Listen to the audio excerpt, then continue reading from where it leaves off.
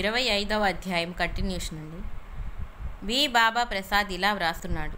శ్రీ సాయి లీలామృతం 20 సార్లు పారాయణ చేశాను. బాబా 2-3 సార్లు స్వప్న దర్శనమిచ్చి మా సమస్యలు ఎన్నో తీర్చారు. నేను ఈ మధ్య కంచికామకోటి పీఠాధిపతులు పెద్దస్వామి దర్శనానికి వెళ్ళాను. ఆ రోజు వారిని దూరం నుండి కూడా చూడలేమనిపించేంత జనం వచ్చారు. నేను కొద్దిసార్లు సాయినామం స్మరించగానే స్వామి లేచి మేమున్న చోటుకొచ్చి ఆశీర్వదించి వెంటనే వెళ్ళి యథాస్థానంలో కూర్చున్నారు. చిరంజీవి కెవి రంగారావు, ఒంగోలు ఇలా వ్రాశారు. ఒక ఆదివారం శ్రీ అవధూత రామిరెడ్డి గారి దర్శనానికి వెళ్ళాను. వారి ఇంటి వద్ద లేరు. 10 రోజులు భక్తులకు వారి దర్శనం లభించలేదట. నేను సాయిని ప్రార్థిస్తుంటే వారొకసారి వచ్చి కోపంగా మాట్లాడి వెళ్ళిపోయారు.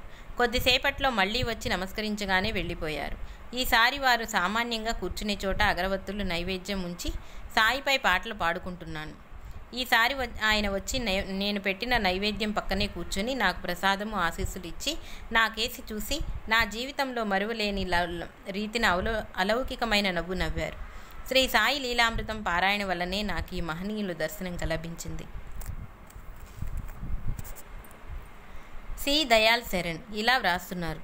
మేము పారాయణ మొదలుపెట్టినప్పటి నుండి మహనీయుల మా ఇంటికి రావటం జరుగుతున్నది. కర్నూలులో శ్రీ ఖానా సాహెబ్ అనే మహనీయులు ఎప్పుడూ ధ్యానంలో ఉంటూ ఎవరితో పలకకుండా పిచ్చివానిలా తిరుగుతూ భక్తులను తరిమివేస్తుండేవారు.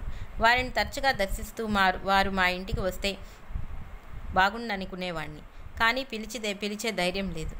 అక్టోబర్ 18, 1984 సాయంత్రం 4 గంటలకు నేను నమస్కరించగానే వారు మంచినీళ్లు తర్వాత బిర్యానీ కావాలన్నారు.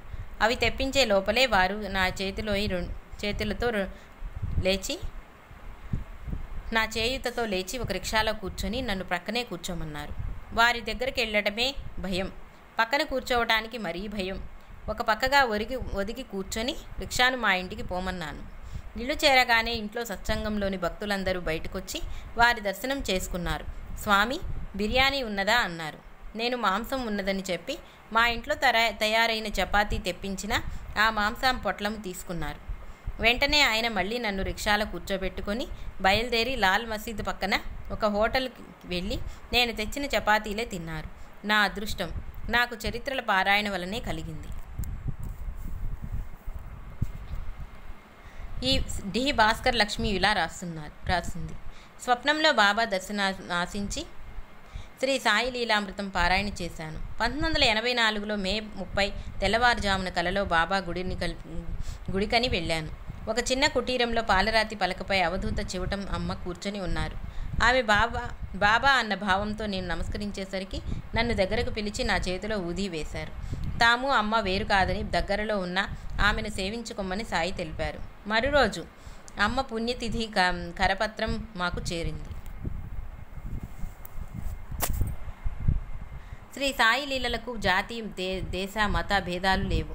మొదట నేను షిరిడి దర్శించాక ససేరులైన సద్గురువు కోసం అన్వేషిస్తూ 1968లో జిల్లెళ్ళమూడిలో కొంతకాలం ఉన్నాను. అక్కడున్న మా కుమారి మార్వా అనే అమెరికన్ మహిళ సాయి గురించి విని షిరిడి దర్శించాలనుకున్నది.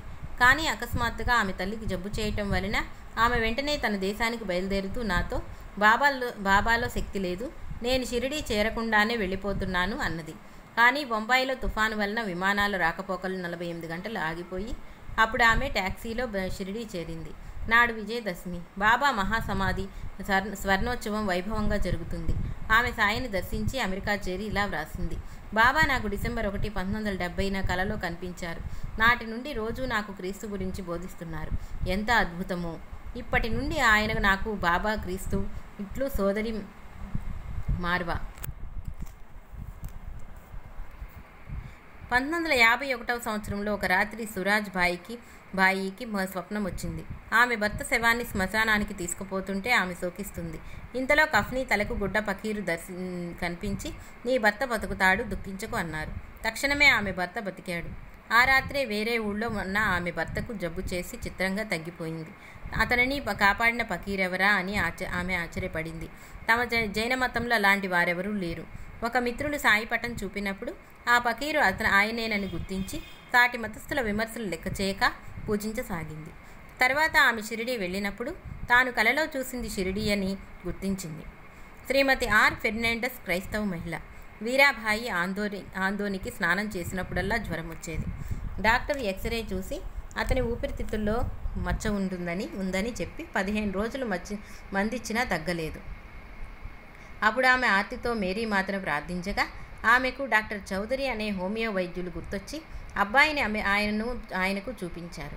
ఆయన మొదట వైద్య నిపుణుల చేత మందిప్పించండి, లేకపోతే సాయిబాను ప్రార్థించి నా వైద్యం ఆరంభిస్తాను అని అబ్బాయి వీపు ప్రేమతో నిమిరారు. తర్వాత అబ్బాయికి వైద్య నిపుణుని వద్దకు పంపి ఆమె బాబాను స్మరిస్తున్నది.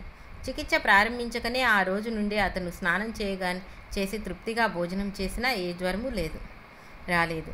తన కుమారుని కాపాడిందెవరా అని ఆలోచిస్తుండగా తలుపు తట్టిన చప్పుడయింది. చూస్తే నీలి కళ్ళు, తెల్లని కఫ్నీ గల ఒక పకీరు వాకిట్లో ఉన్నారు.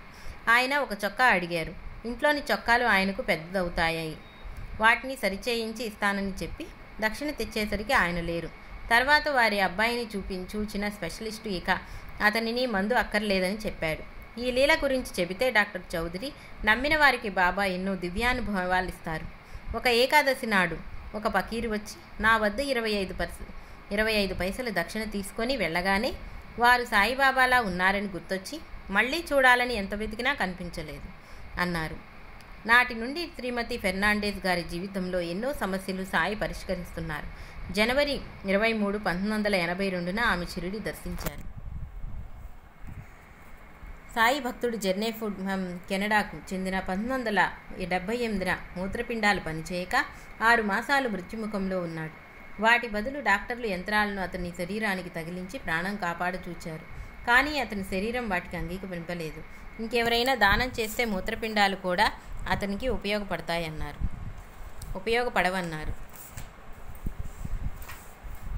వైద్యులు. సోదరి లెస్లీ బానీ అతని బాగోగులు విచారిస్తున్నదని, 6 మాసాలు అతడు చావు బ్రతుకుల మధ్య ఉండగా ఒకరోజు ఆమెతో ఒక షిరిడీ సాయి భక్తుడు వచ్చి, భయం లేదు, షిరిడీ సాయి భగవంతుడు, ఆయన్ను ప్రార్థించి ఈ విభూతి సేవించండి, ఆయన ఈ మూత్రపిండాలను బాగు చేయగలరు అని చెప్పి అతడు క్రైస్తవుడు గనుక బైబిల్లోని పరలోక ప్రార్థన ద లార్డ్స్ ప్రేయర్ను సాయిపరంగా వ్రాసిన చీటీ ఊది ఇచ్చాడు. అది సేవిస్తుంటే 3వ నాటికల్లా అతని మూత్రపిండాలు ఏ చికిత్స లేకుండా చక్కగా పనిచేయసాగాయి. వైద్యులందరూ ఇట్టి అద్భుతం ఏ ఆసుపత్రిలోనూ ఇంతవరకు జరగలేదు అన్నారు. నాటి రాత్రి కలలో అతనికి సాయి కనిపించి నిన్నిలా రక్షించడం అనేది చివరిసారి అన్నారు. మరు క్షణమే రాతి మీద కూర్చున్న సాయి ప్రక్కనే ఆ సాయి భక్తుడు కనిపించి ఇక నుండి నీవీయన్నే ఆశ్రయించాలి అన్నారు. తన మొక్కు చెల్లించుకోవటానికి 1979లో అతడు షిరిడీ దర్శించాడు. యావత్ జీవితము నాస్తికులా ఉన్నవాడు కూడా నిజమైన జిజ్ఞాసతో ఆయన వైపు దృష్టి సారిస్తే సాయి సమాధానమిస్తున్నారు. ఇటువంటి నాస్తిక ప్రముఖులు వెనుకటి తరాలలో గుడిపాటి వెంకటాచలం, కె. సభా, త్రిపురనేని గోపీచంద్, గోరాగార్లు. వారిలో మొదటి 3 తమ దృష్టిని సరైన మహనీయులపై సారించి పరివర్తన చెందారు. గోపీచంద్ 1954లో కర్నూలులో ఉన్నారు. వారు శ్రీమతికి ప్రసవం కష్టమై ప్రమాద స్థితిలో ఆసుపత్రిలో ఉన్నారు. 3వ రోజు ఆయన సాయి మందిరం ప్రక్కన వెళుతూ అప్రయత్నంగా బాబా శక్తిమంతులే, అయితే నా భార్యకు వెంటనే ప్రసవం అవ్వాలి అనుకున్నారట. ఆయన ఆసుపత్రి చేరేలోగా ఆయన భార్యకు ఒక దివ్య దర్శనమైంది. కఫ్నీ తలకు గుడ్డ ధరించిన వృద్ధ ఫకీరు ఆమె పక్కన కూర్చొని, బిడ్డ భయం లేదు, ప్రసవం అవుతుంది అని చెప్పి మొదట విభూతి ఊది పెట్టి కొంత నీటిలో త్రాగించారట. క్షణమే ప్రసవమై ప్రమాదం తప్పింది. బాబు పుట్టాడు. అలా జరిగినది ఆయన ప్రార్థించిన క్షణంలోపే తెలిసి గోపీచంద్ తన బిడ్డకు సాయిబాబా అని పేరు పెట్టారు. అలానే నాస్తికులు ప్రముఖ రచయిత కె. సభ ఇలా రాశారు. నేను ఆపాద మస్తకము మంటల్లో మండుతున్నట్లు బాధతో జబ్బుతో మంచంలో ఉన్నప్పుడు శ్రీ సాయి లీలామృతం చదివాను. మధ్యాహ్నం మగతతో శ్రీ సాయి కనిపించి టీ అడిగారు. సాయంకాలం 5 గంటలకు నా జబ్బు తగ్గుతుందన్నారు. తర్వాత కలలో వర్షం వచ్చింది. ఒక పాము వచ్చింది. కొందరు రమణాశ్రమం వైపు ఒక శవపేటిక మోసుకెళ్తున్నారు. నిద్రలేచాక బాబాలాగా తలగుట్ట చుట్టుకొని టీ తెప్పించి నేనే తాగాను. వర్షం వచ్చింది. 5 గంటలకు జబ్బు నయమైంది. 7 గంటలకు పాము వచ్చింది. ఇవన్నీ స్వప్నంలో లాగే జరిగాయి. కానీ శవపేటిక, సాయి వదిలి వెళ్ళిన తుండుబట్ట మాత్రమే కనిపించలేదు. మీకే సభ సాయి తన వ్యాధి తగ్గించి మృత్యు నుండి రక్షించారని వారి భావం.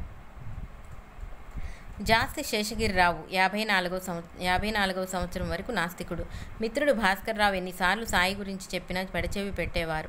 ఒకరోజు వారి మరదలు మీరాబాయి చేసే బాబా భజనలు పిలిస్తే వెళ్ళారు.